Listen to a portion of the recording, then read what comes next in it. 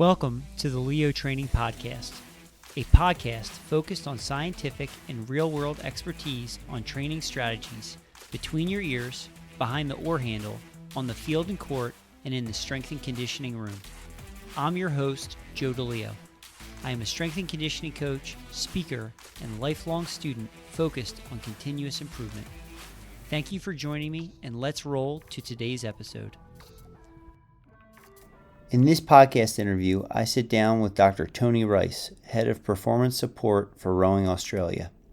We discuss athlete monitoring, training models, and how to individualize training at the elite level. I am absolutely thrilled to welcome on to the Leo Training Podcast, Dr. Tony Rice. He is the Head of Performance Support for Rowing Australia. Tony, welcome to the show. Thank you so much for making time out of your schedule to be here and to take the time to do this. Hey, Joe, thanks for that. Looking forward to it. Me too. So before we get into the interview, I would love to hear a little bit more about yourself, your background, how you came to be involved with rowing and Rowing Australia, and just a little bit more about yourself. Sure, great, thanks. All right, so it's been a little bit of a journey. I'm mid-50s now, or coming up to mid-50s, but I'm actually a teacher, phys ed teacher, trained first and foremost, but I realised very early on that I wasn't a great teacher. I had too much enjoyment playing with the kids as opposed to disciplining them. So my family, my brother and my sister are a little bit that way inclined, but I decided to go down a different pathway and always enjoyed looking at training and how to best get things out of yourself and learn more about yourself. So started working in a gym and doing a little bit of fitness testing in a gym. And one of the clients in the gym was a guy working in lung research, and he said we were looking for a master's person to come across, and I just started doing some core studies with a master's in the university here in Australia, and then went on and started working with him, and that organically morphed into a PhD in the lung area, and so thoracic surgery and into exercise and rehabilitation, and I was able to sort of slant that out to exercise in normal athletes as well as elite athletes, which was a bit of a step away from the hospital space which we sort of began in. And yeah, it just seemed to grow, and I made some really great connections with some ex-Australians who lived in the US. So Peter Wagner in San Diego was one of the big ones, and my PhD sort of culminated with him coming over from the US to Australia to do a big study with me, which was pretty invasive, but was fortunate enough to get me a scholarship to the US, and I actually spent a year at the University of Wisconsin in Madison with Jerry Dempsey, which was an outstanding, that's one of his words too, outstanding. Was a real highlight, and I did have a 3-year scholarship there, but I ended up sort of cutting it short after a year, and a job at the Australian Institute of Sport came up, and just as I was finishing at University of Wisconsin, I started to dabble in rowing, and I'm not a rower. I'll say that first and foremost. I've spent an hour in the boat, but I've spent countless hours in a coach boat with a coach talking about rowing. But my experience has come from mainly cycling, but a little bit of running, and that's what my PhD was in, which was looking at the limitations to elite sort of performance at the thoracic, so the cardiorespiratory side of things. And that's why I sort of went into the area with Jerry Dempsey at the University of Wisconsin.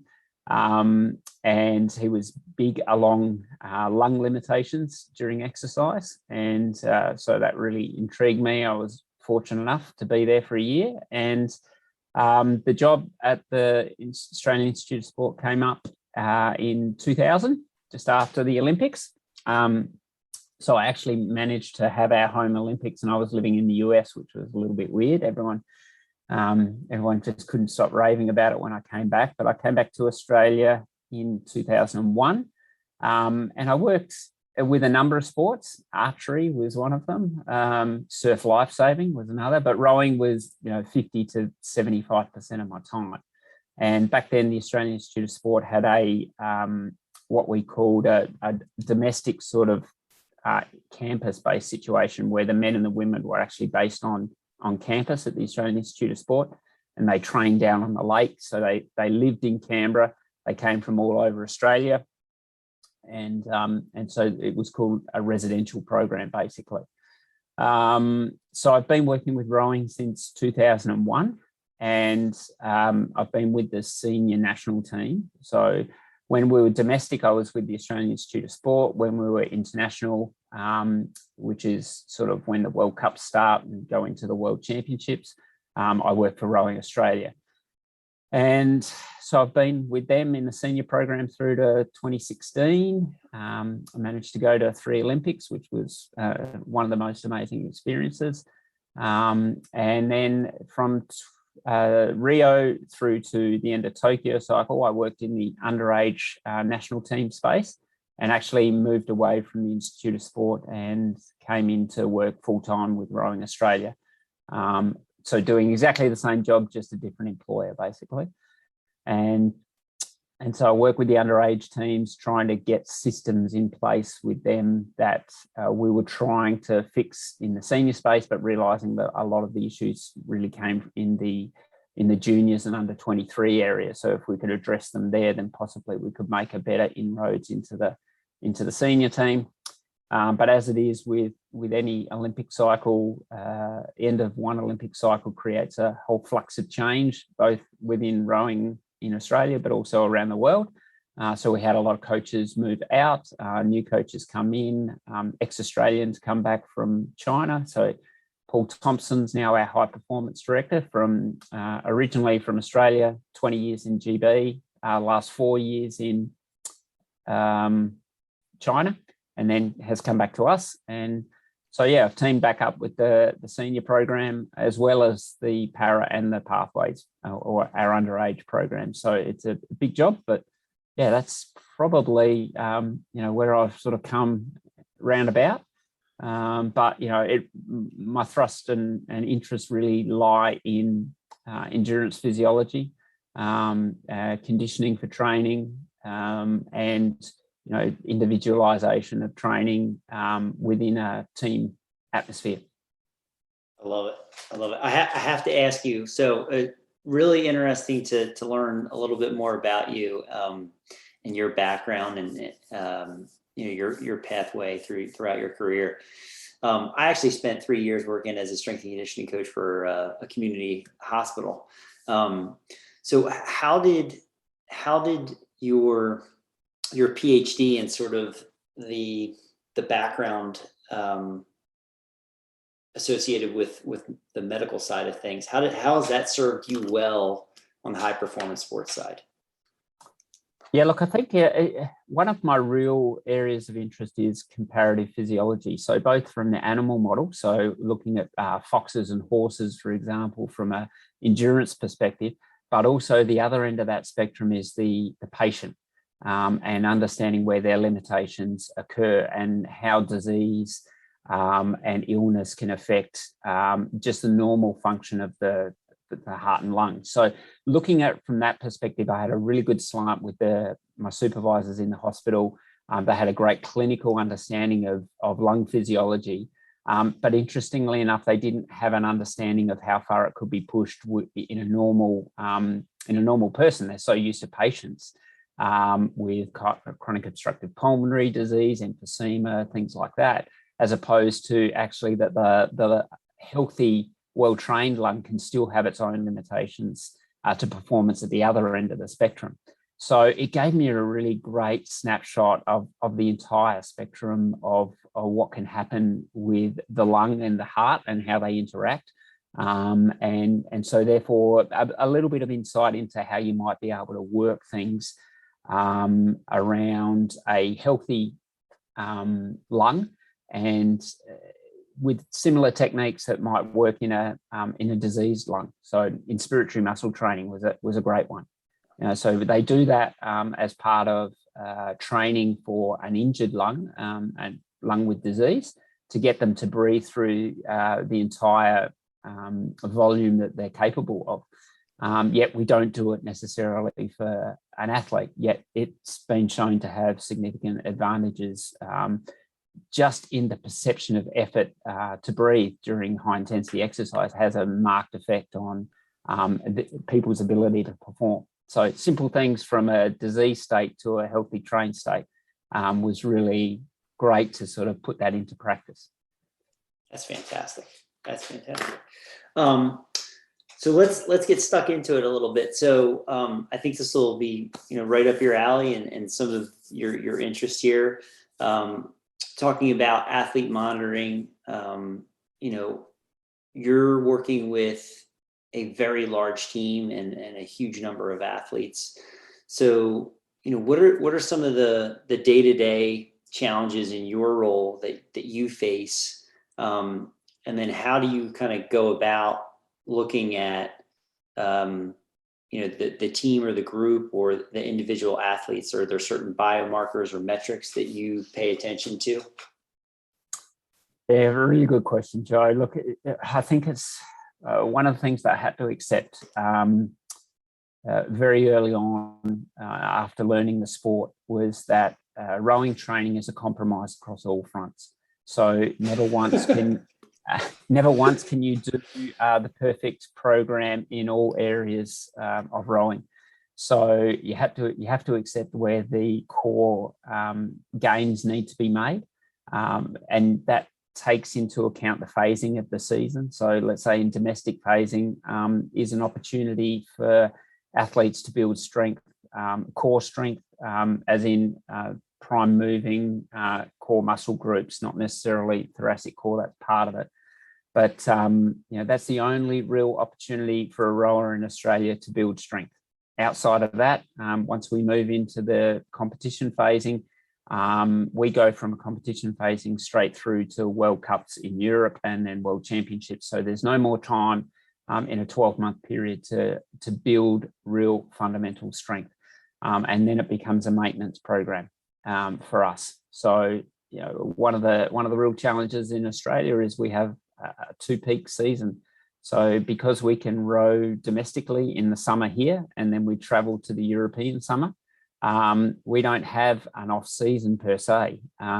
We have two seasons, and that can have great advantages, but it can also have disadvantages in the sense that choosing our team in our domestic summer is a peak in itself, and then we have to rebuild that peak for the World Championships.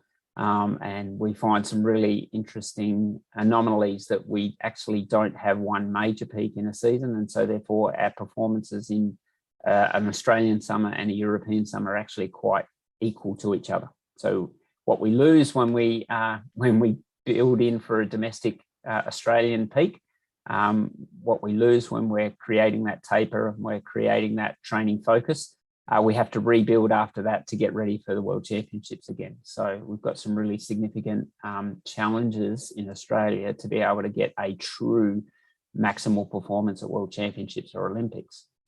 But matching those individual needs in a crew-based environment and a team environment is really, really, really difficult. So, for example, you could fully imagine that having a specific weakness of one individual in a crew of 4, for example, in a quad scull, how do you actually individualize that when they're in the boat together? And generally speaking, you can't. So what we find is that we have about 4 sessions a week maximum where we can actually individualize training. And as I said, like in our domestic base phase, which for us is between sort of September and January, would be our domestic base phase.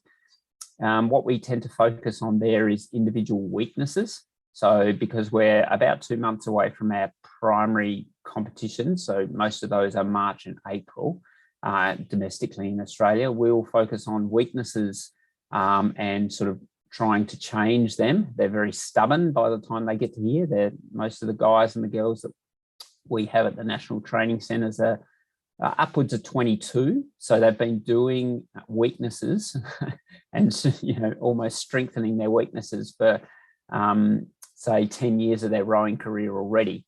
And then we're trying to change that in a 3-month period, or at least make some dent in it. And then they get tired of actually working on weaknesses and failing and not getting better. So then we have to flip that around when we start to get close to competition and start to train there and refocus on their strengths, where they actually see that they're making change, see that working on their weaknesses has made a difference to their strengths, their boat speed's getting better, they're more conditioned, and that gives them a positive motivation leading into their competitions for domestic, which is part of our selection commitments to get onto the national team to be able to tour Europe. And the merry-go-round happens every year. We just keep going around that space, but we have long-term plans for athletes. So we know that their strengths and their weaknesses rarely change. And so therefore we try and address their weaknesses again in the next domestic preparation, and but extend them a little bit further. So it's a real long-term development program. And honestly, we're looking for most of our athletes to go to 2 to 3 Olympics, knowing full well that they will most likely fail in their first Olympics. And then hopefully that will create the desire, the focus that's needed to succeed in the following 2 Olympics. It's really interesting to hear you talk about that, because it's definitely there's a long-term trajectory being taken in terms of development of the athletes. You're looking at this as I think trying to create a culture, a training program where athletes are going to want to stay around for several Olympic cycles, which is in and of itself is a big ask.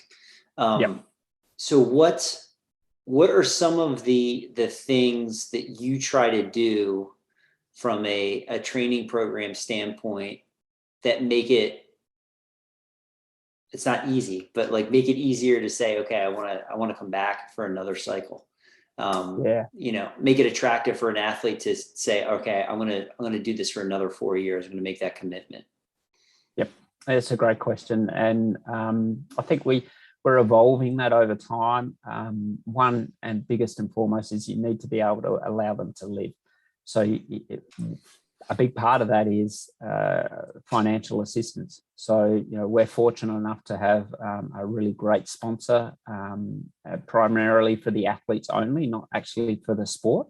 And the lady, Jean Reinhardt, who's a mining magnate over here in Australia, she provides money that is quarantined for the athletes to allow them to live as normal human beings, so they can have their own house. They don't have to live in campus. And so money is quarantined for them to be able to actually provide them with not just sort of, they're living week to week, they're actually able to build an income on the back of that. So, we're very fortunate from that perspective. The next thing we sort of try and do is returning Olympians, we give them some flexibility, especially in the first 18 months post-Olympics. And that might be for them to be able to complete their study or get some of their vocation skills up to date. We have a philosophy at Rowing Australia, especially with our underage teams, that medals are not the focus of the underage teams. That they're obviously a huge bonus. We want them to learn to train right and correctly. We want them to enjoy their sport, but we also want them to get their studies completed by the time they finish the under 23, so that when they do go into the senior team, they're able to focus much more of their attention on their sport as opposed to their studies or their jobs. So they've already got those skills behind them, which means that when they exit from the sport, they're able to resume their interests. So So, we've changed our focus around that. And that means that, we actually have to sacrifice medal opportunities in under 23s, for example, to allow them to actually train a little bit less and focus on their studies. And that's been a little bit of a shift in the last 5 years with our underage teams in preparation for them to be able to transition across into our national training centres and hopefully into our senior teams with the skill set that they need to live life after rowing, knowing full well that will always be a driver for them. But with our returning Olympians, we will give them scope in the 18 months, let's say, after an Olympics. Tokyo is going to be a little bit different in the sense that we can't allow them 18 months because we've only got 3 years. We've got a World Championships coming up, and then the next year we're qualifying boats for the Olympics. So it's actually, we've had to re-engage them really, really quickly. And some aren't prepared to make that decision yet. Others are. Some of the returning Olympians have got families, partners, livelihoods to think about after Olympics. So, we might have to forego some athletes this time around. But, the beauty about rowing is if they keep training, they're a better athlete when they come back after a break than what they were before then. They have a better perspective, they have a better commitment, they choose to make that decision themselves, and so therefore they're actually more invested in making it work. And if they are going to sacrifice their family for a short period of time for an Olympics, then they're going to do everything that they possibly can. So we find in rowing that we're honestly looking for 3 Olympics out of our best group, knowing full well that there's only a very, very small percentage of them that will succeed in their first Olympics, and most have to have significant setbacks in their first Olympic cycle for them to refocus and understand what it actually takes on that level to produce on that one day in 4 years where they need to be able to deliver. So we do our very best to retain as many of our Olympians as we possibly can. We've had a great history with multiple Olympians producing medals, and so we know full well that if we are scored on Olympic medals primarily, then we need as many of them back as we possibly can. You said something twice there that really jumped out at me, and you talked about how that first Olympics for the athlete, they may not get the result that they want, but the way that you frame it is almost like this is part of a larger learning process where we expect them to, fall short. That's not the result that anybody wants, but out of that comes this recommitment and refocus of, okay, now I know what I need to do to get to that next level.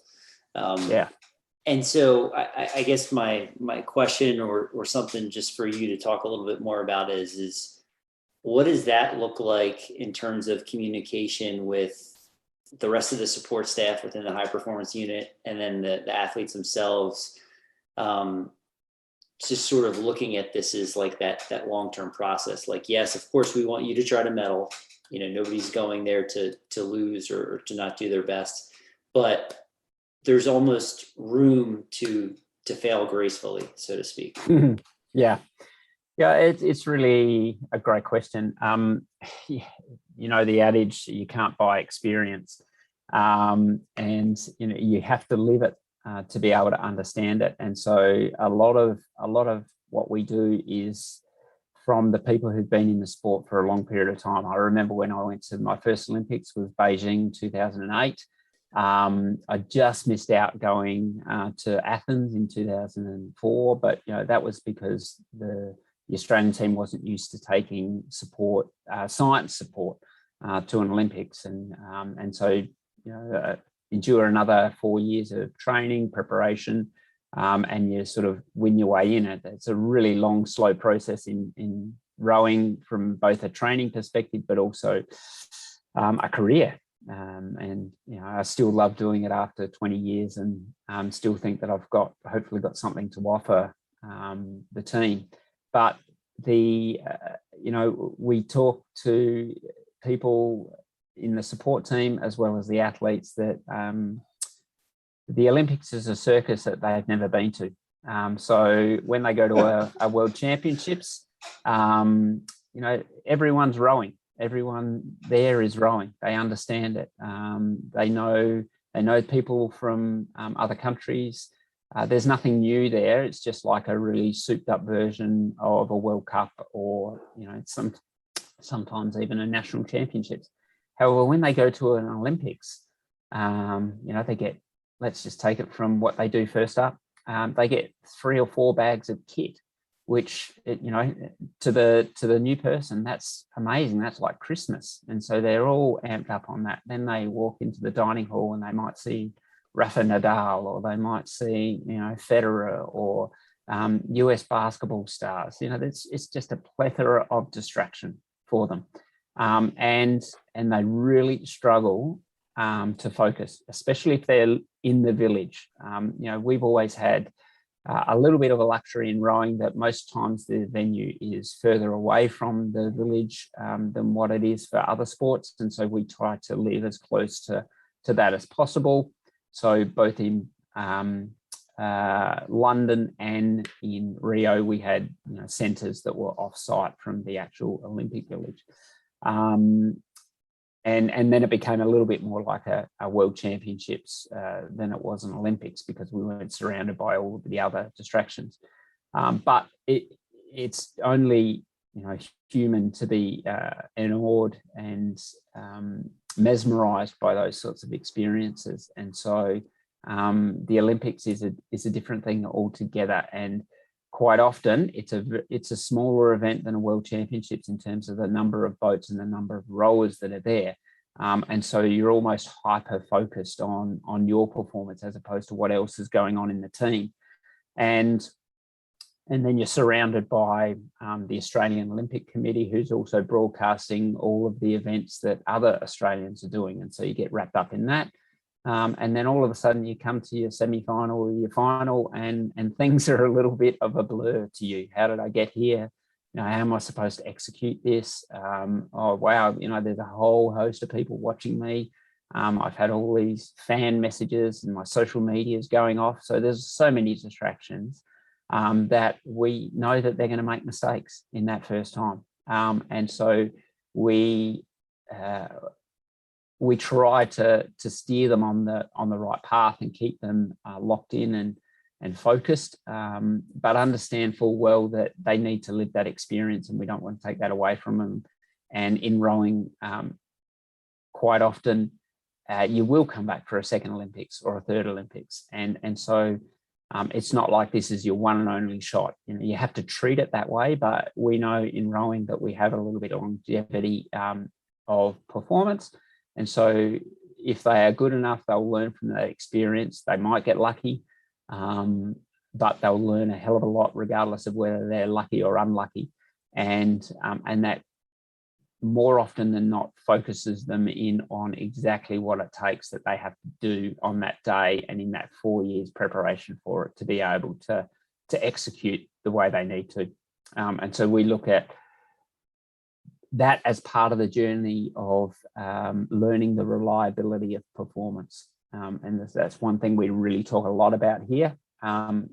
We really want to understand and know that when that athlete turns up on the start line the next time, that they are going to have massive confidence in their ability to execute and execute to the level that we expect them to, and they expect it themselves.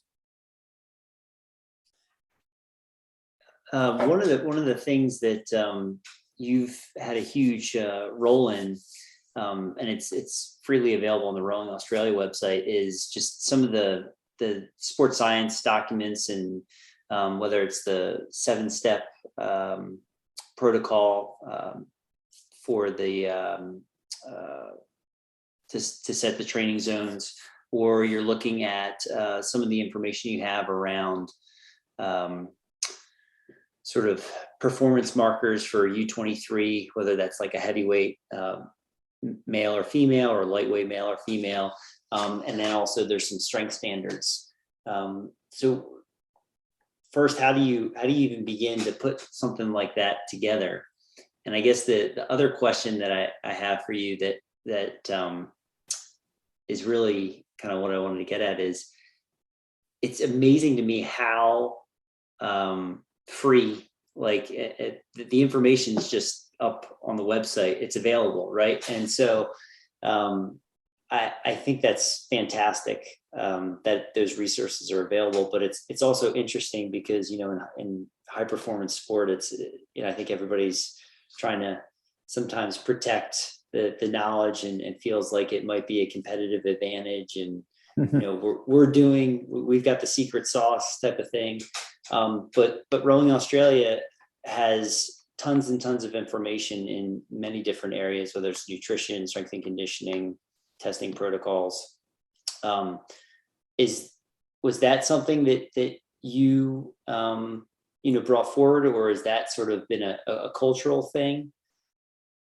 Yeah, look, honestly, it's a cultural thing, and it stems from the Australian Institute of Sport, and always has. We've had a very open philosophy around what we're doing. You know, there's been 2 books which were sort of the Bibles of endurance or sports testing and science. You know, we called it the Test Methods Manual, but it was, you know, it was a book that basically for every sport that Australia participated in, it had the benchmarks, the testing protocols, the rationale behind why we did them. So it's always come from that. And we've had a very heavy focus on understanding the sport, understanding the margins of winning and losing, and being able to design protocols that gave us an ability to understand a performance, and whether that was a good performance, whether that was a bad performance, whether that performance is reliable or not. And so we've been very open with all of that, and we believe that can only help the sports, but our competitive advantage or secret sauce, as you say, is in the application of those protocols and the understanding of the information that we have. So yeah, we have benchmarks that we've put out there, and they've evolved over time as we've seen our athletic group, especially in rowing, challenge those benchmarks and improve them. And so we reframe them, and that sort of evolutionary process, you can't buy that. So you can't give that to a country and then have them go and sort of short track that. They have to learn that themselves. I know full well in 2000, and I remember it vividly, in 2009, we put benchmarks for ergometer standards for our athletes in seniors and under 23s in front of them, and they looked at it and they've gone, not achievable, unachievable. And we, you know, we were pretty steadfast on it, and we said, well, you know, this is what we believe it takes. And that's to tick off that your physiology is in place, not that you're going to win a gold medal, but your physiology is in place. And we took the philosophy that if we had these numbers, if we had a female that's you know, we set the benchmark originally at 650 for a 2K for a heavyweight female. We've now got girls at 635. You know, it's not a lot of them, but you know, we do, and we have a core group of them under 645. But back then we had girls at 705 and 711. I remember one vividly, and we put these numbers in, and then all of a sudden, after 2 or 3 years, we've got a group of girls starting to approach those numbers. And we didn't shy away from the fact that we were going to do more 2K and more 5K tests, because we need to expose you to be able to learn that experience and learn what it takes to be able to sit right on that red line, and be able to deliver that time and time again. And you know, all of a sudden you get someone who breaks it, and then people start to believe that they can do it. If this person can, then I can. I'm sitting next to them in the water. I'm doing the same training they are. and they start to learn and believe, and then you refresh it. You don't have to refresh it by 15 seconds. It needs to be 5 seconds or something along those lines. So, yeah, it's an evolutionary process that you can't, as I said, short track. So you can give everyone as much information as you want. You can talk about your technology. You know, we're on the ground floor of developing GPS devices for rowing boats, you know, that's now used worldwide, and we freely sort of offered them out after we had a hiatus for one Olympics, but then, you know, they were commercially available outside of that. And it's, you know, we're 5 years ahead in the learning of how to use that and how to implement that and learn from it. So, yep, the technology is one thing, but knowing how to use it is the real competitive advantage. And we don't give a lot of that away. But, you know, the protocols, you know, the discussions with people, you know, that's all good, and that's great for the sport. And, you know, rowing is under enormous pressure at the moment to be relevant. And if we sort of keep that to ourselves, we're not helping the sport, and we're not helping, you know, rowers around the world to be able to continue to do their sport on the world stage and be relevant. So I don't see any benefit for anyone by holding back. Yeah, great points. That's so true. So coming back to athlete monitoring, are specific like metrics or biomarkers? Do you look at heart rate variability, you know, submax exercise heart rate, blood lactate, session RPE? And I think we'll kind of get to the T2 method in a little bit. But what are some of the tools or approaches that you take to monitoring athletes on a day-to-day basis? Look, I'd firstly have to say that the interaction with the athlete and the coach understanding of that athlete is the biggest modulator of training and individualization on a day-to-day basis. So we have lots of metrics, as you say. You know, our strongest one is rating a perceived exertion. You know, how hard are they rating a piece of work that they've done continuously, you know, week in, week out. So that's a strong influencer. Heart rate tracking, training load using heart rate is probably our next biggest one. And then we have blood lactate for fixed workloads on an ergometer. We do a little bit of on-water blood lactate monitoring for specific sessions, for what we like to call key sessions throughout the week. And they're like our monitoring sessions that give us an idea about, one, if we're making any adaptation as a result of the training, but also just what is their snapshot response to that training on that day. And then can we build a picture over time that's on a trajectory that we want to see it on. But, you know, look, obviously coaches meet with the athletes every morning, give them a prep about what's going to happen in today's session, and they hold conversations. And that is the biggest influencer of training. And we try to then back that up with metabolic metrics such as heart rate for internal load, blood lactate for internal load, rating a perceived exertion, huge. But you know, that conversation really sets the scene, and then we provide probably a little bit more context with the other markers that we take in. We dabbled with heart rate variability, and we definitely do it with individuals who are struggling to recover and get, you know, the balance between training load and recovery and life load right. And that will give us a bit of insight into you know, a little bit of an underlying mechanism if we possibly can. But honestly, if we're getting to look at heart rate variability, we've got a really difficult solve with that athlete, a long-term solve that doesn't right itself very quickly. So if they get to that point, then they're almost slightly removed from the program, and they became a case managed situation in that environment. Our biggest issues are rib stress, injury, and under recovery. I don't like to use the word overtraining because rarely have we seen true defined overtraining. It's more under recovery and chronic under recovery that may well be interacting with a viral state that compounds itself.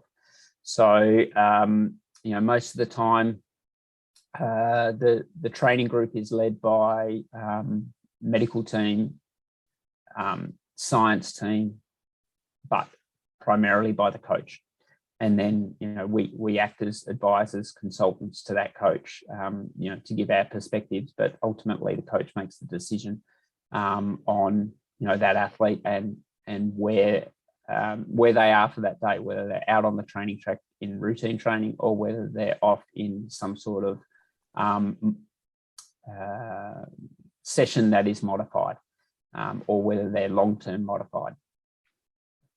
Yeah, so definitely it's multifactorial approach. There's a lot of data being collected, but it sounds like there's a lot of conversations and communication happening at the ground level as well.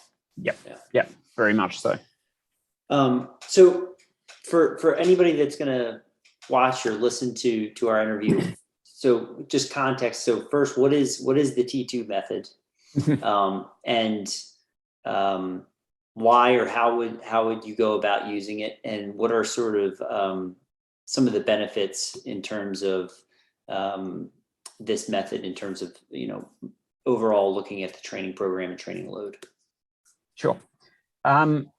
Okay, so there's a couple of fundamental things. Firstly, endurance training is the biggest component of rowing training, and so understanding the biggest component of rowing training is really important. Now, in Australia, we have lots of high performance training bases that are different to each other. So, for example, if you're up in Brisbane, in Queensland, you train on a river that has river cats, flowing up and down on it, that put out massive wakes, that so basically disrupts training from about 7 a.m. onwards. So they train early, and then they can't train, that much during the rest of the day on the water. So they have to, sacrifice on water training and make that up in another way, whether it be ergo or cross training or some method like that. Whereas in Canberra, we can train on our body of water all day. And so we do a lot of on-water training here in Canberra. So when I came into rowing, I was trying to work out, okay, what are the demands of training and what are the demands of competition? And one of the things that always, coming from a non-rowing background sort of intrigued me is, we have a, let's say, roughly 6-minute event, anywhere between 5.5 and 8.5 minutes, depending on the boat class. And yet we spend 25 hours training a week, and that's not including strength and conditioning. And for our elite athletes here in Australia, and they do a whole host of stuff. They run, they swim, they do I was going to swear there, I won't, but they do a hell of a lot of bike riding, and a hell of a lot of cross training. And I tried to think about this. Would a 1,500 meter runner or a 3,000 meter runner who's about the same effort duration as we are do this much work outside of their competition event? And they wouldn't. However, a 4,000 meter pursuit cyclist would. They would do 20 to 25,000 kilometers a year, in preparation for a 4,000 meter event. And that sort of equates to us, but they only do it on the bike. Yet we do it across a whole host of things. So from me, from a non-rowing perspective, I had to try and put this all into a basket to try and work out what training they were doing. And so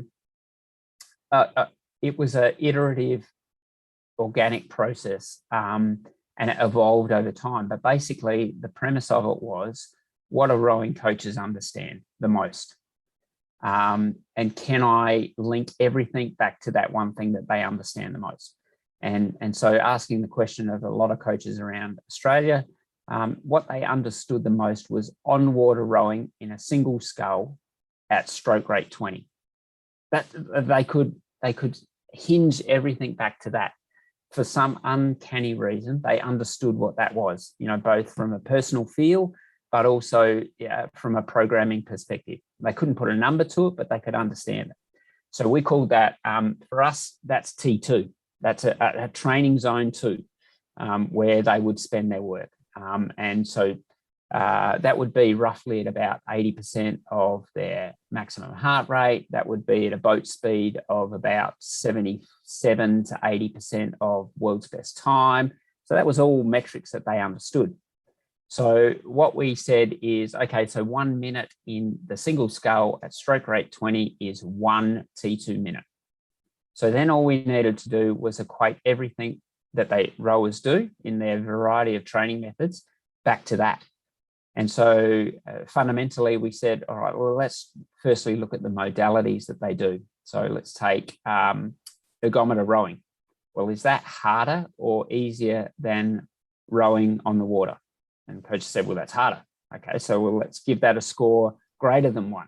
So we made that, over time we worked it out, and it's about 1.35 times harder. And everyone understands that. Ergo rowing's harder than rowing on the water.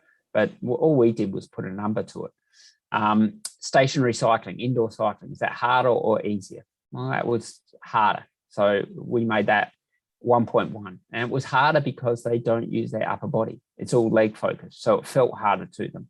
So they sort of worked it out that way. But road cycling, that's actually easier than rowing on the water, because you get periods where you're able to roll downhill. You don't have to keep the thing moving. So that's 0.9. Running's about 1.2. And so we went through all of the modalities that they do, and we said, let's rate that against rating 20 in a single scull on water. So they're called the modality factors. So now we knew that if we were going to do 1 minute of rowing at intensity of T2 on the water, that's 1 minute T2. But if we did the same intensity on an ergometer, that would be 1.35 T2 minutes. So we multiplied it by the modality factor. And then we just came up with the normal lactate curve and divided that into zones, and then gave a weighting factor for the intensity that you did that training at. So if you're at T2, then that would be an intensity weighting of 1. If you're in T3, that's an intensity weighting of, I think, about 1.4. And T6, or race pace and overspeed work, that's actually 6, a weighting factor of 6. So that accounts for short duration efforts that you can't use heart rate to track because it's too slow to respond. So then, so on water, race pace work, 1 minute is actually 6 T2 minutes. And it's just a multiplication factor of that. And so what that enabled us to do was to send out across the country that here's how we're going to phase the domestic preparation. This week, you'll do 1,000 T2 units. Next week, you'll do 1,100 T2 units. Your hardest week will be 1,250, and your recovery week will be 800 T2 units. And you can build your program depending on your daily training environment and how much on-water rowing you can do, how much cycling you can do, whether you commute to and from the boat sheds. And so basically we could build their endurance weekly load according to an overall load, understanding that we're trying to get everyone on the same page at the same point in time. But it would allow individuality of daily training environments and individual needs, whether they have to work in the morning or work in the evening, to be able to build their program around. They know how much work they have to do. They just get to choose how they're going to do it and in what intensity band. We'd give them obviously ideas about, we want 50 to 60% in T2 to T3, and then they'd be able to band that out themselves from there. So that's basically how it came about. And as I said, it took a couple of years to evolve that to a point that everyone's familiar with. And then basically we would send out macro training plans that would only need to include the T2 load for that week and the phasing that we're in. So are we in a threshold phasing? Are we in a base phase? Are we in a periodized, polarized phase? And how we split those phases up. And then they get to decide how they do that. That's great. I really I read those journals and looked them over in preparation for tonight, and the weighting factors, I think it was just such a nuanced, kind of brilliant thing to have there, because you look at other sports, how they look at training load and trying to quantify it, measure it and everything. But to your point, rowing athletes train with so many different activities and so many different modalities, but the stress on the musculoskeletal system is very different depending on which one they're doing. Yep. Ergometer rowing absolutely places higher stresses, especially on the lumbar spine. So it's to see that weighting factor. It's like, okay, well, the total minutes they might be doing may be less on the rowing ergometer, but the load that is going to be experienced by that athlete is going to be higher, right? And it was the first time I had seen something like that. So really, to me, it's simple. It makes a lot of sense, and I think it also kind of ties into the sport itself. Does that make sense? Yeah, I think you're exactly right. It had to make sense to the coaches. If we're going to put a number around this, we had to be able to, have the coach input and have them actually help solve the problem. And so, for me, it was we were only ever going to help formalize a little bit of this structure for the rowing coaches if we could get their buy-in, and it really was a question. If you did 60 minutes on the ergo, how much on water time do you think that's actually worth? And we'd go back and forth, and we'd talk to lots of coaches, and we'd almost average out their number, and that's how we came up with our weighting factors. And then we'd go back and say, okay, it's just to confirm. So you reckon 60 minutes on the ergo is worth this much on water? And they go, yeah, that sounds about right. So lock it in, and that's what we would do. But it was a great process to go through. It got great conversations. It really brought everyone in on solving the problem together, and we were just able to formalize what they already think in their head themselves. They know ergo stuff is harder than on water, so we just were able to put a number to it for them. Yeah, and the other thing that's coming across from my standpoint too is that when this program is being delivered, I imagine, especially along the developmental pathways, athletes are coming up and they're understanding this language, like what this means, and I think that goes back to your earlier point of how to train, what it means to train right. Is that correct? Yeah, very much. Yeah, truly. Like, my biggest thing is consistency of training. So we will do everything to preserve the consistency of training.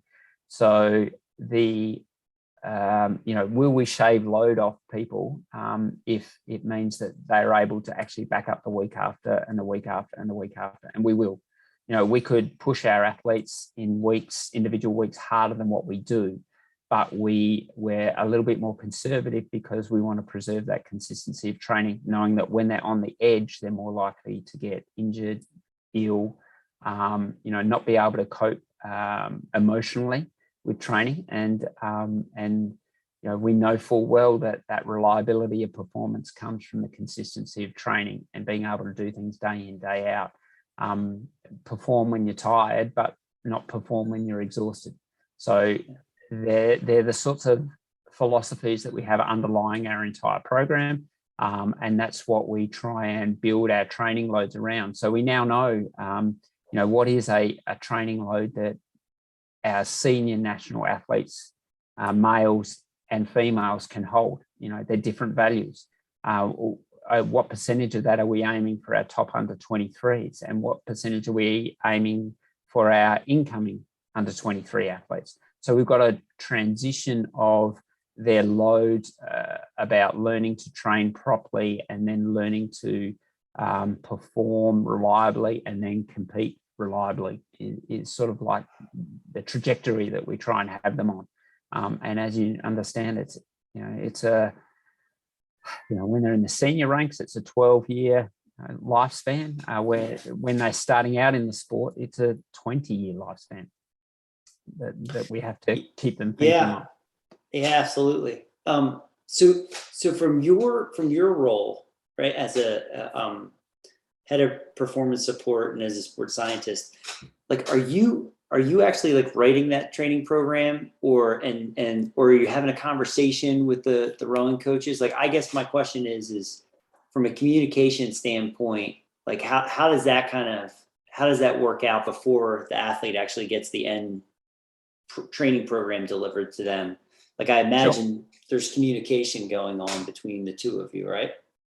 Yeah, look, in the senior space, now I'm a bit of a consultant, I suppose. The coach comes and asks me to look over their program and, almost be the red team, where, I come from a different perspective and tell them,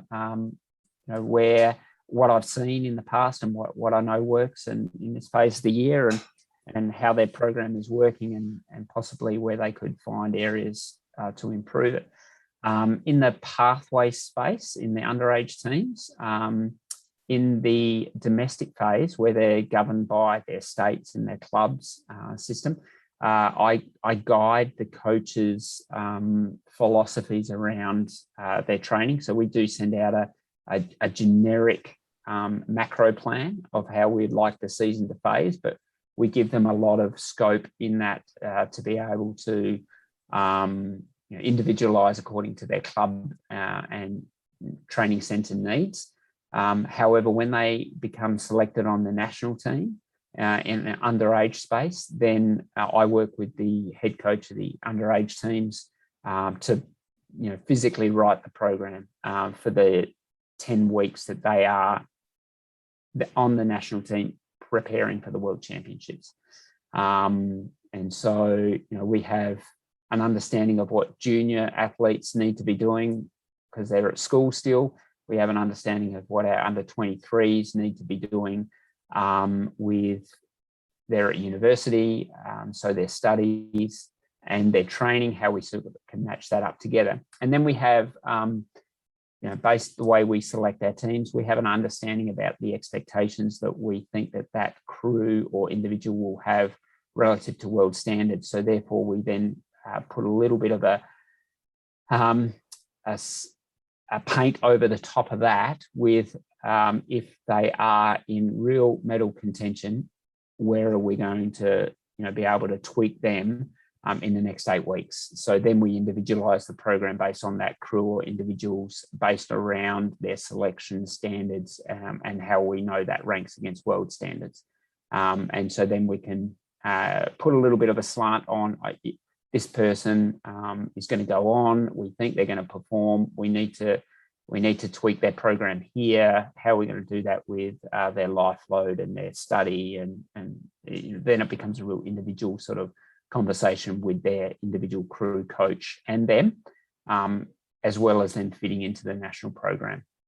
But from the senior space, it's a bit more of an oversight and an interaction, discussions with the coach. They have their really strong philosophies, and I'm just trying to make sure that we don't make training errors really in that space, and limit the downtime and lack of training consistency is what we're trying to adopt in the senior space. Thank you. That was great. That was great insight. So we're going to shift gears a little bit here. So how would you characterize the training model for Rowing Australia? Would that be polarized, threshold, high intensity interval training? Is that some other one that I don't know about? Yeah, look, no, I think you've named, the generic ones. The Australian rowing model's heavily influenced by the people that we had teaching our young athletes in the 70s, 80s, and 90s. So very Eastern European focus. We had a lot of people come in from Romania, from East Germany, and they set the training model because most of our coaches now were athletes back in the 80s, 90s. And so they saw, or they were influenced by the training that took place then. And so they're influencing the training in their own take on what worked for them, what didn't work, what they saw happening in the country. So we're probably a very volume-based program. and that might be indicative that we get to do to summer season, let's say, and so we do a lot of rowing. We have some sort of fundamentals for our national athletes around how many kilometres on water they should be doing in their hardest weeks and their lightest weeks, but we do a lot of on-water rowing. We do a lot of cross training on the bike, especially in the domestic summer here in Australia, and we lose that when we go over to Europe, but we pick that up with extra on-water training and probably a bit more ergometer work overseas. Our training base in just out of Milan in the north of Italy, we have a fleet of bikes that sit over there, and so we still do, if the coach endorses it, because accidents do happen on bikes, unfortunately, and that interrupts training consistency. But it's a great way of being able to spend 4 or 5 hours training that they couldn't do rowing just from the pure fundamentals of sitting on a seat and holding a handle for that long. So it's great from an endurance perspective, and also riding in Europe is awesome. We all love doing that. But it's. I would have to say we do a lot of training in the happy hurt zone. Let's put it that way. So, so that is the blurred zone of a polarized model. So it's not it's not T2 low intensity aerobic training, and it's not high intensity T4 T5 training. It's in that T3, which I call the happy hurt zone. Feels like you're working. And you're getting a lot of training load in there, and you can do it for a long time. But fundamentally, it actually doesn't contribute to performance very well. So if we were to focus that better, I would have a polarized model in the domestic base endurance phase, and then I would transition to a high intensity interval based training methodology in January, February, when we get closer to competition, mixed up with a mandatory 2 or 3 sessions a week of 20 to 30 kilometre on-water low-intensity rows to maintain that base physiology, but transition your intensity training up into the race environment and race intensity zone. Unfortunately, in some respects, the benchmarks that we've set for low intensity paddling actually move us into that happy hurt training zone too often. We set too high a speed, so therefore to gain the boat speed benchmark, they actually bleed up into that mid-intensity internal load zone, which, as I said, I don't think transmits to true race performance very well.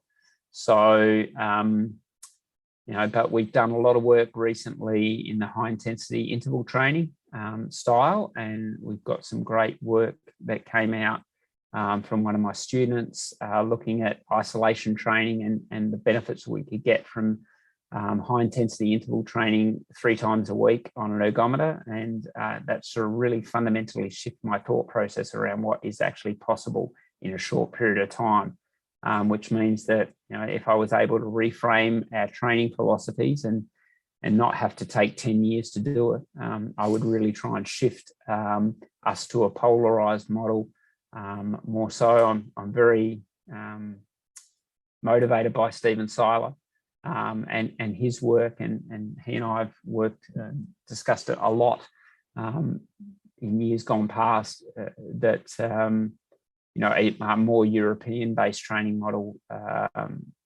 and contemporary training model would work really well here in Australia. But fundamentally, we're dealing with coaches' philosophies that have been based around things that work for them, and how that may have evolved in the time. But fundamentally, it's still based around that. No, it was really insightful. So two follow-up questions for you. So when you touched upon that the happy hurt zone, So from your role, how do you monitor or control for potentially spending too much time there? Because I guess my question is that you don't think that necessarily translates to race pace performance or performance. So it doesn't sound like it may be the most beneficial to spend a lot of time training in that zone. Is that correct? Yeah, look, I think fundamentally we all understand that there's a transition point of energy systems, and that happy Hertz zones where that sort of transition takes place. And so therefore, we're not actually working on anything that contributes to a structural change as much as we could if we were sitting down in a T2 or a lower zone. That structural change that I'm talking about is increased blood volume, capillarization, mitochondrial density, those fundamental structural things that produce a great aerobic performance. And T3 or happy Hertz not really contributing to the enzymatic changes that take place up at the higher intensity zones, such as stored muscle phosphagens and those aspects that actually get transformed and changed with higher intensity training. Enzymatic concentrations that allow for higher hydrogen ion buffering and those aspects. So that T3 zone, it's in that gray zone between building structural changes and building enzymatic changes, and it's doing a little bit of both, but not very well in either one of them. And so rowing coaches have this fundamental in Australia have this fundamental belief that if you haven't mastered the technique and the physiology of rating 20 strokes per minute, then you can't go to 24 strokes a minute or 28 strokes a minute or race pace 32 strokes a minute. Whereas I'm probably not coming from a rowing background, think about it in slightly different ways, that even if you don't have the technical proficiency to rate 32, it's still worthwhile training the neuromuscular pathways to be able to rate 32 well before you can actually technically do it. And so, I come at it a little bit differently. And so that's a great conversation to have with a coach about we still have a neuromuscular pathway that we have to train outside of that technical capability of being able to do that well. And so, I like the polarized training model for that. And so, quite often, the very little time in a polarized model should be spent in happy Hertz. Yet I think we spend a little bit too much time there, unfortunately. And my second question for you was, you said that you had done some work, I think, with a student. You said around high intensity interval training, and you said it was very insightful. And I think you used the words that it was a shift for you. I mean, you've been doing this for over 2 decades with Rowing Australia. So, what did you learn? What was such a shift? The biggest shift for me was that 8 minimum sessions of a minimum of 8 sessions of high intensity interval training. Or we had 2 styles of training. I should outline exactly what we did. We undertook the study. It wasn't planned this way, but as it turned out, COVID got in the way and made it so that everyone had to train individually in their own homes. So how are we going to keep them motivated, and how are we going to get gains? Or were we just going to accept that this was a maintenance phase at best? And in Australia, our lockdowns only allowed us 1 hour outside. The rest of the time was in the house. And we had pretty significant lockdowns in Australia, and Melbourne, one of our major capitals, had the longest in the world of constant lockdown. And so we had to be able to motivate our athletes to stay training, and how could we show them that you could still get gains? So we sort of morphed the study that we had planned into a home-based interval training study. And we divided 60 athletes around the country in their home-based locations to do two styles of training. One we deemed high intensity intervals, which was 3 sessions a week of 2.5 minutes on, 2.5 minutes off at basically 2K pace. And they did 1 hour of that. So it was about 40 minutes of actual work and 20 minutes of sort of rest recovery in there as well. And they did that 3 times a week. And you could probably well imagine, fronting up to having to do that 3 times a week. That's tough. But, that whole mental motivation around that and buying into that process, that's part of the training methodology as well. The other half of the group did what we called repeat sprint intervals, which was 20 seconds on, 40 seconds off, and they did 21 repetitions of that. So quite a different energy spectrum, 20 seconds on and 40 seconds off. So basically 1-to-3 work rest ratio. In my mind, that was fundamentally different to 2.5 minutes on, 2.5 minutes off. Interestingly enough, we got a very, very similar response. So both improved performance, 2K performance by, on average, about 1.5 to 2.5%. Across the board, it was pretty much fundamental. So we only needed to do 8 sessions of that in 3 weeks. So really what I call a micro shock cycle. So it was a real short block of training. It was heavily focused around intensity. Every other session in between that was low intensity, so very polarized. And their training load was such that each group, whether they were doing repeat sprint training or whether they were doing high intensity intervals, had the same T2 minute load across that week. Yet quite different forms of training, yet they got very similar responses in 2,000 meter performance. And so that tweaked my thinking around what we could do. So I sort of lent into that thinking, okay, could we use this as a fundamental training methodology for coming into competition? Can we use this for someone who's in COVID lockdown? Could we use this as a training stimulus for returning Olympians who can't commit the time to training of a normal base phase, 25 hours a week, but still be able to maintain a level of training status that would enable them to re-engage with the system much quicker. So there was lots of thoughts around why we would do it, where we could use it. But I'll be the first to admit, fundamentally, it was because I wanted to reduce training monotony in our long-term Olympians so that they can stay re-engaged with the system longer, but do a slightly different phase of training that enabled them to be still competitive, but do it in a different way. So that's where it came from, and it shaped our training a little bit. For me, the true test of it was we had our women's quad at the Tokyo Olympics. They didn't qualify the boat in the qualification year, which was 2019.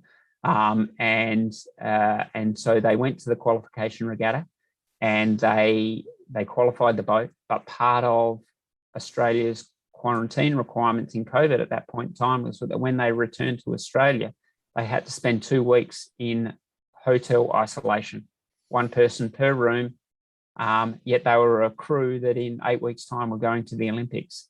And so how are we going to cater for that? And we just finished the study. So we basically built the training based on the high intensity training model that we had just researched. And they did the 8 sessions per week. 8 sessions in 3 weeks. They just cut it down to 2 weeks so that they could re-engage with their training when they got out of isolation. Every other session in the hotel room was low intensity or core work. And they fronted up and went on to win a bronze medal at the Olympics after qualifying the boat and not being in. And really just to say that it didn't have a negative effect on them. rather than, I'm not claiming any positiveness from it, but it engaged them with the training. They all were able to do the same training on an individual level in the hotel rooms next to each other, and know that each one of them, when they got out, they were in the best possible shape they could be in at that point in time to get back into their normal training in preparation for the Olympics. So, that was a real buzz to see that sort of science be put into practice in training. That's really cool. That is really cool. One area that we have not actually touched upon, and I think it's definitely got to bring it up, is the pandemic and COVID, and the unbelievable challenges and some of the constraints that you just mentioned. So without spending tons of time on it, but what are some of the lessons or key things that you learned, from that very unique experience? Yeah, it was, and I think it was unique. Every country was different. As I said, our country dealt with it in different ways to other countries. We're fortunate. We're a big island, and so we were able to shut our borders, and then most states were able to live reasonably normal lives. But we had fundamental differences with how each state government dealt with, let's say, current COVID restrictions. So we shut the borders. That's a national decision, but how the state borders were governed was a state decision. And so we had to be able to be very flexible and agile. But from our training perspectives, our core philosophies shifted a little bit in that we understood that when they were in lockdown, if a state was in lockdown, then our training would have to shift to an intensity domain that might not be consistent with the phase of the year that we're in, to maintain some level of training status. They couldn't spend 5 hours a day training indoors, in their own home by themselves. It just wasn't possible. So we had to, we, like everyone around the world, we would have had, video called training sessions, and we had different ways of engaging with our athletes and being sort of adaptive in that side of things. We definitely learned that who was, had that training commitment to be able to endure that motivation space that was internal rather than external. So being able to find it within yourself to keep training, keep the commitment to that aspect of it, as opposed to being externally motivated by the crew that you're with and the coach, pushing you along. So we did lose a number of people to the sport, and unfortunately, our talent pool probably got less because of COVID, and so we learned a lot about what it takes to be able to flick the switch in different types of people. But then we also had to accept that there's certain types of people that are going to be able to see their way through that, and some are not going to be, unfortunately. We definitely understood or learned that high intensity training models can have their place in rowing, in the normal rowing year without COVID, and I think that will change our training philosophies in the future. But as you'll know, and as I've learned, rowing's a bit of a juggernaut. Has a lot of momentum behind it, and it takes a lot of time to be able to shift a country of our size and our diverseness to a consistent training model that is different to what has been over the last 20 years. So it will take time, but I think in the intensity domain, up in the T4, 5 and 6 band, we'll sort of start to filter through our training methodologies earlier in the domestic preparation than what it has in the past. And yeah, look, I think we've all learned a new normal of operating. We're very flexible and agile now. For example, we had our national team, senior national team selections last week. They were scheduled for Penrith. We had massive flash flooding that washed out the rowing course at Penrith at the Olympic venue. And within the space of 3 days, we shifted our entire training selection down to another location here in Canberra, and ran them no problems, with no fear of our not being able to choose the right athletes for the right crews. Whereas if that was pre-COVID, that would have been a massive monumental task that no one would have been able to conceptualize. Whereas I think now we're just used to being able to do things at the drop of the whim of our high performance director to say, right, everything's relocating to here, everyone do this, and we're able to mobilize, and everyone's very, very agile with it. So I think, that's a real positive. We haven't been to Europe for World Cups or World Championships for the last 2 years. We've had to run simulation events here in Australia to prepare our team for Tokyo. And we've had to try and endure having no underage teams go to Europe for World Championships for the last 2 years, and try and retain our talent pool so that we can have them for future Olympics. So we've had to be creative. And I think, if anything, if we look at the real opportunities of COVID, it's presented us with that unique ability to be able to adapt now to what we might have been much more inflexible to do. Fantastic insight. Fantastic. Final question for you around just warm up. I've read some of the journals. There was one that looked at post-activation potentiation protocol for like 1,000 meter gallon time trial. Yep. So do you believe there's a way to individualize the warm up for each athlete? So, that's one example that I just mentioned. Maybe another one is taking like a maximum effort in that 30 to 60 second time frame to really prime the anaerobic system. So I guess what are your thoughts around that?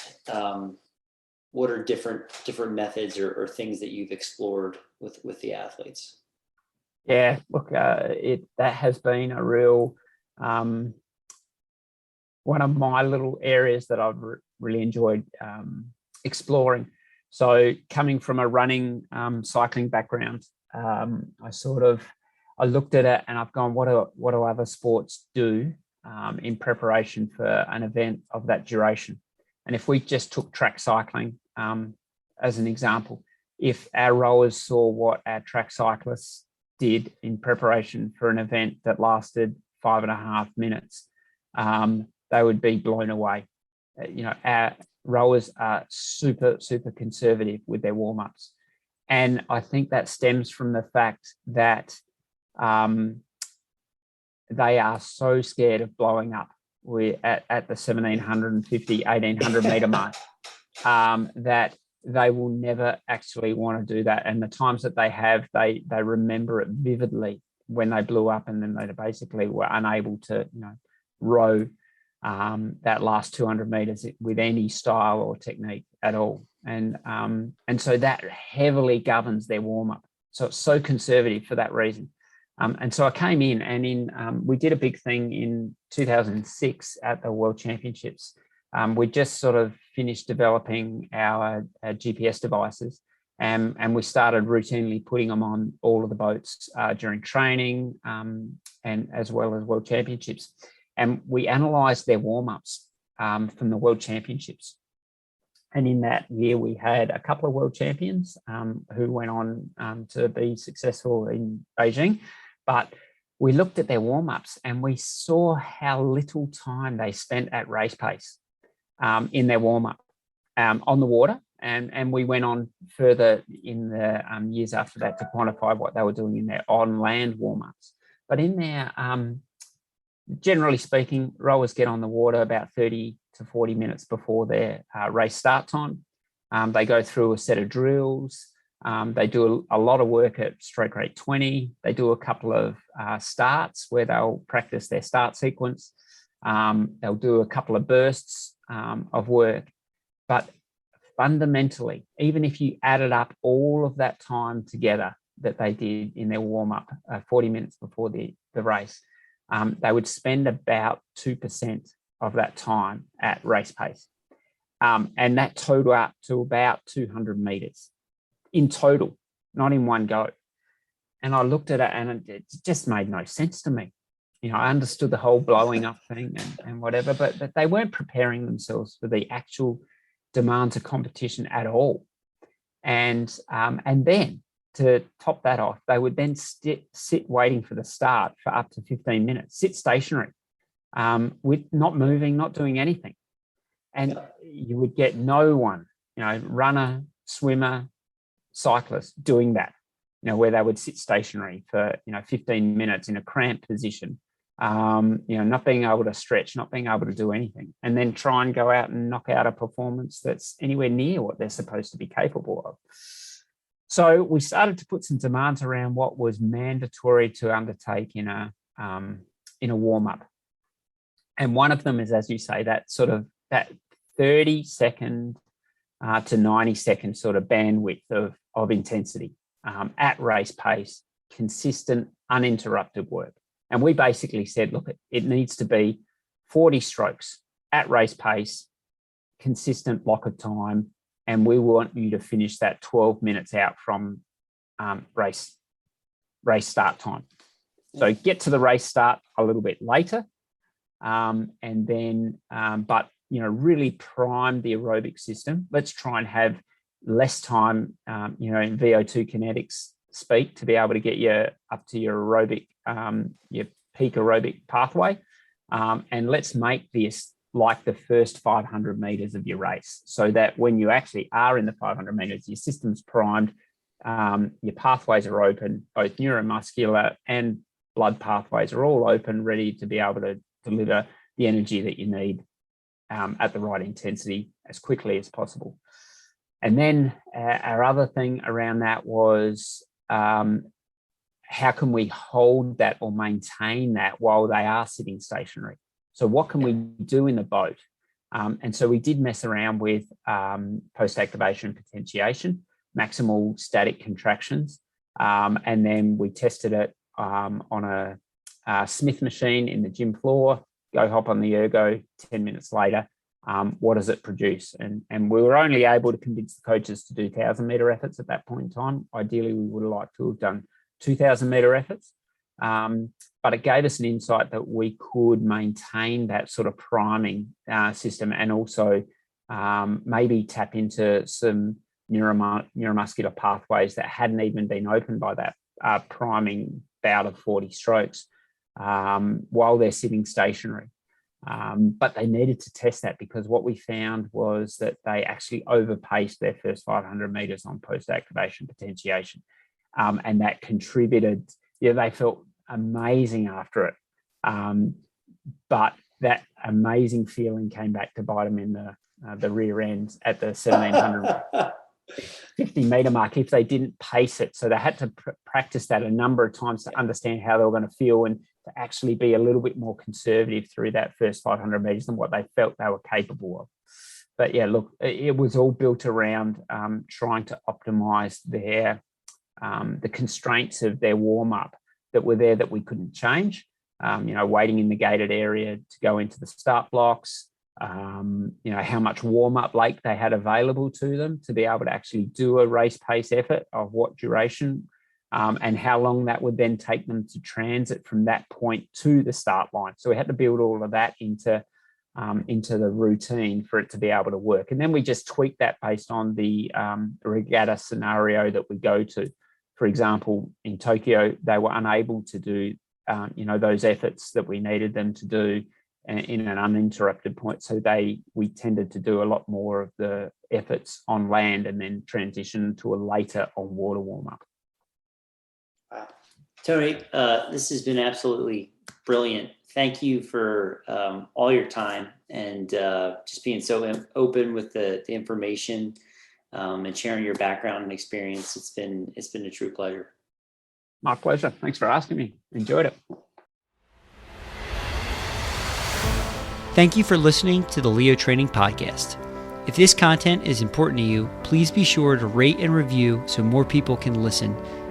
Also, you may follow me on social media, Instagram, YouTube, and Facebook to get weekly free content. For more in-depth content, please subscribe to my email newsletter at my website, leotraining.io. Be sure to check out the resources page to download free, helpful content. If you have any questions or feedback, please contact me directly by email at joe@leotraining.io or via Instagram. The handle is @leotraining. Thank you again for listening and have a great day.